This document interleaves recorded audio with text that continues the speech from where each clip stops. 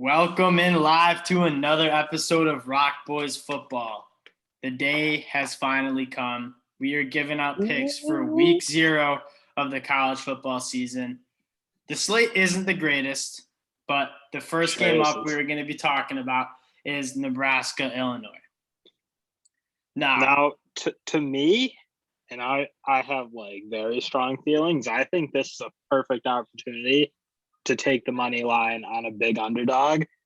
Because if we're looking at this Illinois team, what they don't do, they don't play the run very well, right? They stink against the run on defense. They gave up 1 billion yards to everybody. Nebraska, I don't think they're going to run the ball exceptionally well from the running back spot. We'll see about Marquise Stepp, but he's really never shown much in the college ranks. He's his whole name's built on promise. So I think the matchup is okay, especially because Wan'Dale Robinson's gone, and I know he wasn't their primary ball carrier, but he probably was the most effective in terms of if he took the bulk of the carries, he would have been the most effective runner for them. So I think the matchup just right off the bat, what does Illinois not do well? Play the run. Nebraska is a team that wants to spread it out. They don't want to hammer it on yet, and so I think just off the bat, the matchup for Illinois' defense looks pretty good. I think that's formally what they wanted to do. I think Scott Frost brings in Marquise Stepp. They also bring in that true freshman, Gabe Irvin Jr. Those guys are both 220 plus. I think Marquise Stepp, I think is how you say it. Marquise Stepp is, I think, going at 235 right now. And so, that is the one reason why I like Nebraska more in this game is because I do think they'll be able to establish the run and pound the ball kind of down Illinois' throat. But you think Scott Frost is going to change everything he's ever done? Because they have to because they don't have any guys on the outside.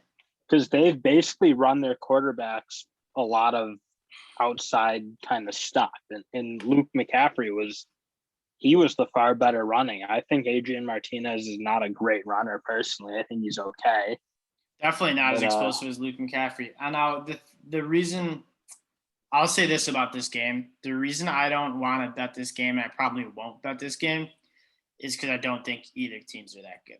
And that fundamentally to me, if you think that, and I agree, both of them suck. I mean, Illinois can't stop a nosebleed on the run.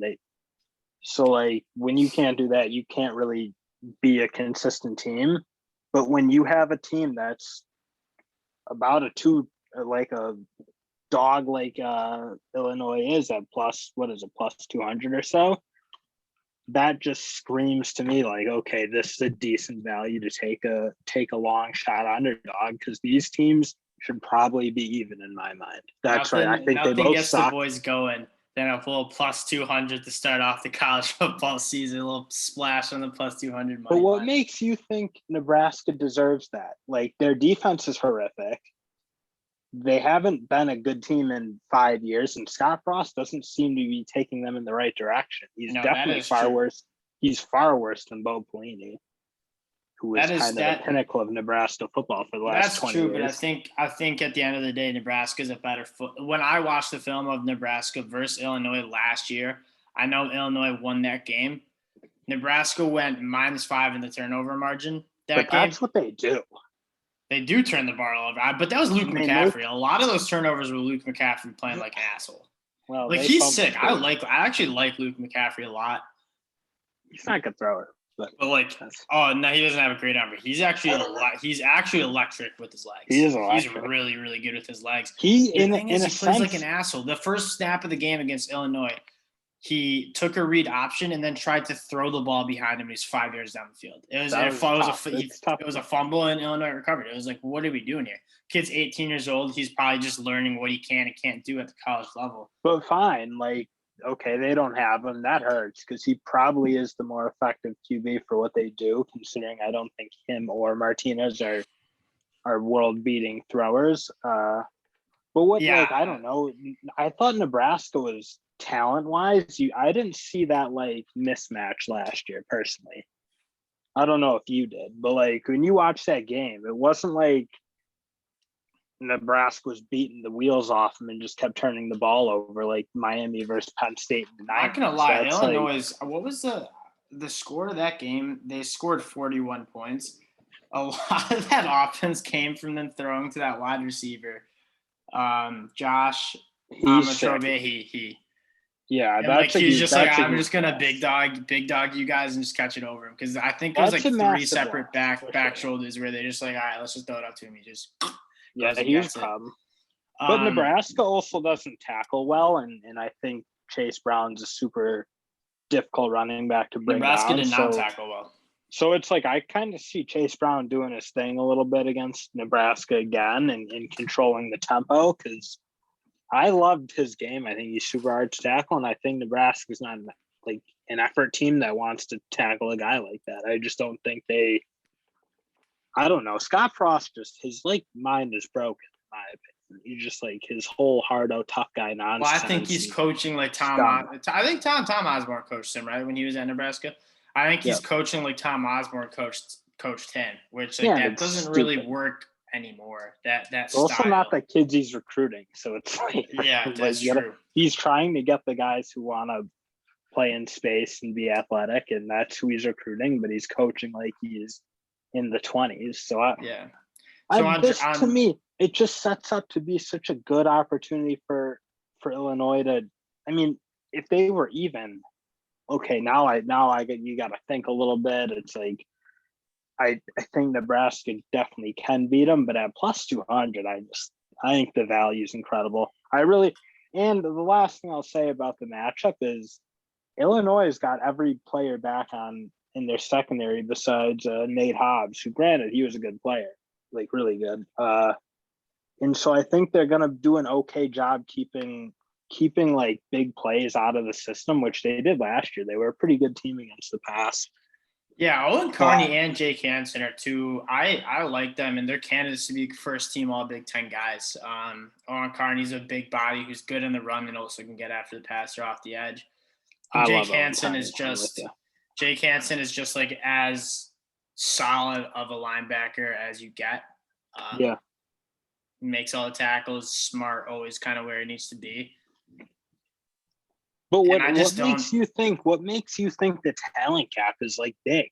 I don't see the talent gap as much as like, I mean, I was talking with a buddy before the show and we're talking about this game a little, and it's just like, I'm not putting my money behind either of these teams. But that makes sense if they're even. There is a team that's plus 200. You don't get plus 200. So it's also a little bit of a gut feeling where Scott Frost can't lose this game. Like they might leave Scott Frost in Champaign. They actually might just smell you later. Probably deserves it. He's like he doesn't seem to be ready for this moment. It's just like he's talking bad about his players. He's screaming about people wearing hoodies and not warming up in like no shirt in the freezing cold. It's like an old school mentality, and he's not a good enough coach to command that type of respect. And I don't know. He's not going the right way. Bielema's going to come in. Did you watch any other Nebraska game? Did you watch any of Nebraska games besides the I watched them against Iowa, which they actually look kind of good. See, that's what I'm saying is Nebraska's easily. I watched Nebraska play Penn State, and I watched them play Minnesota. I watched the Illinois game. I watched the Illinois game too. Obviously, you would, because both of these guys return almost their whole team. So it's like kind of like what you're going to see last year versus this year. Now, the thing is, like Nebraska looked pretty good against a lot of other teams. They beat Penn State. They played Northwestern tough. They played Iowa tough. They honestly didn't look that bad against week one. But in fairness, Illinois played Iowa pretty tough too. Illinois played Iowa kind of tough. Like they started to get lost a little bit in the second half, but they played them, I think, close to a tie game, if not the lead. I think Illinois was in the lead at the half. So it's like I don't see a big talent gap, and I see a Nebraska team that's taken a nosedive. Their recruiting's gone down since like the first. Scott Frost kind of came in with a bang recruiting. I think he hasn't exactly followed that up with stellar classes. Like he's been okay. Better than Illinois for sure, but like at the end of the day, he's losing a lot of guys to the transfer portal, and And he doesn't seem to have it. I mean, they're losing Wan'Dale Robinson, who's by far their only real offensive weapon. I'll talk about year. that really hurts Nebraska, because if you look at that team and how their offense looks, that was really their only guy who they got the ball to on the perimeter. Other than that, it's the big body tight end. I think his name is Austin Allen. Let me double check that. Yep. Yeah, Austin Allen was second in catches with only 18 catches. So Wan'Dale Robinson got almost almost 50% of the target share. I mean, they were just force feeding him the ball because he's a really talented guy, and it's a shame they let him slip away from the program. Yeah, but they don't have think Step is the guy. Step's not going to come in and be that. He's not a dynamic player. I'm just saying it's like they're not going to. Not even the same. I don't even think they're even very comparable as like. I agree. I'm just saying, like, now you need a new focal point, and I don't think that's Marquise Step. Or an identity change.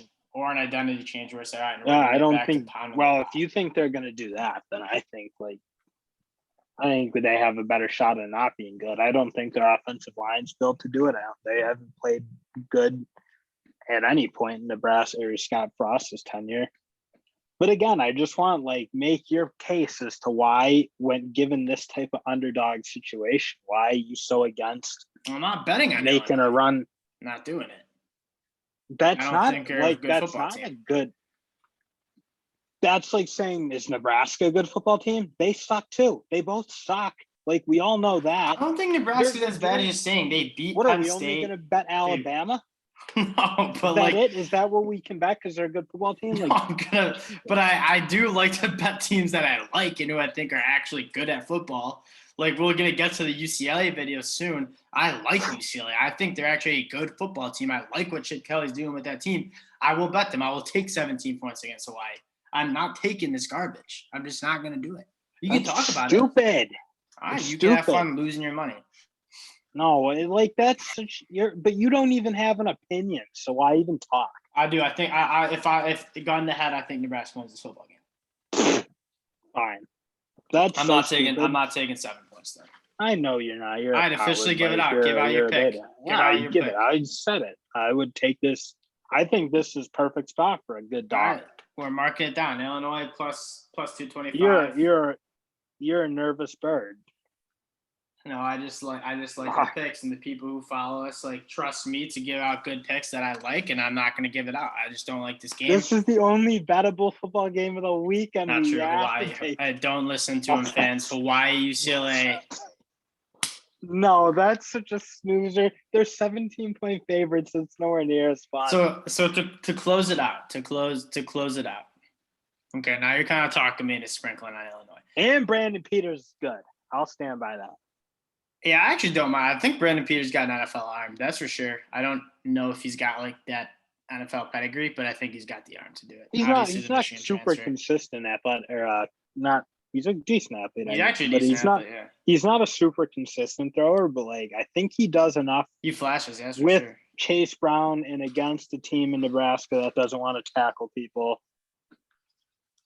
I like Chase Brown a lot. I think they're going to do enough. I think there's enough there. Imad Bebe hurts. That loss crushed him. He was really good. And I don't think they have a guy to exactly replace him. No, absolutely. So, yeah, I just think, Nebraska, mistake-ridden team, losing their best player by a mile. Scott Frost, kind of losing his mind this offseason by calling people out and complaining about transfers and all. Whatever. Now he's under NCAA investigation. So I don't understand what that was, but he's losing control. I'm not gonna lie though. There's a decent. I'll close it out on this. We'll close out the video on. It's a must-win football game for Scott Frost and Nebraska Cornhuskers. He has to have a winning record. Might cancel if they lose to Illinois. Look at how that goes. They might beat Fordham, and they'll beat Fordham, and they might lose to Buffalo, and then it doesn't get much. They play Oklahoma out of schedule, and then they get into Big Ten play. And if you're not beating Illinois, you're not beating many teams in the Big Ten. So, this is a big game. And I think it's very I'm not hating on you for the pick because Illinois can certainly win this football game. Anybody can beat Nebraska. That's kind of how I feel about Yeah, it. Like, just get the juices I flowing. A also plus think 200 like to open up Brett the afternoon. Brett Bielema is too good of a coach to be at Illinois. I do like Brett Bielema. I just don't think it's this year for them. It's very similar where it's like Brett Bielema wants to do his certain game, and it's but that's like what smash Levy mouth. did. You need to get your guys in there. You need to get your guys. Levy played a pro like bigger body guy, like Chase Brown's Brett Bielema guy, man. Dude, Chase Brown weighs 200 pounds. Come on. Yeah, but he runs the ball hard. Like, watch a game one time for me. I did. I like his game. His game. The guy pounds it, dude. I like his game. Go down. All right. That'll do it for our preview. Easy. Yeah. I can't wait. Hey, all right. Fine, so we got Dylan. I'm giving an official pick. You can. Dylan has his first official pick. We're going to be tracking both our picks, and we're going to have So what we'll be doing. This is a good time to kind of introduce what we're going to be doing this season. We're going to have an official Rock Boys pick. That's picks that we both agree on. We both see as winners, and we'll give those out as like official sponsors. That's what me and my brothers on our whole gambling live is. We have the same book account, and we agree on picks, and we put those in. If we don't agree on the picks, we don't put them in. Now, Dill has his own separate pick. He's putting a unit on Illinois plus 200. It's easy. And that's our first pick of our me and Dill side challenge. You sitting on the sidelines, typical coward. I'm just gonna be enjoying some good Big Ten football. Yeah, whatever. That's not good football. That's football you need to be gambling on because it's gonna be barf. It's gonna be barf. Me and Dill bet all FCS football season is just betting on horrible football, but it's football nonetheless to bet on, and we were taking advantage of it. Anyways, that'll do it for this episode. We look forward to sitting down, watching this game. We'll actually be together, so maybe we'll do a little live stream for the game. We'll see. I can't wait till they run it up. It's gonna be fun to watch it together. I'm gonna be relentless. I guess I have to root for the Cornhuskers now. I think I'm locked in because I'm not gonna be able to hear the end of it on Monday's show. You're a hater. They don't win. Thanks y'all for watching, and stay tuned for our next pick, which we'll be giving out pretty soon. Peace.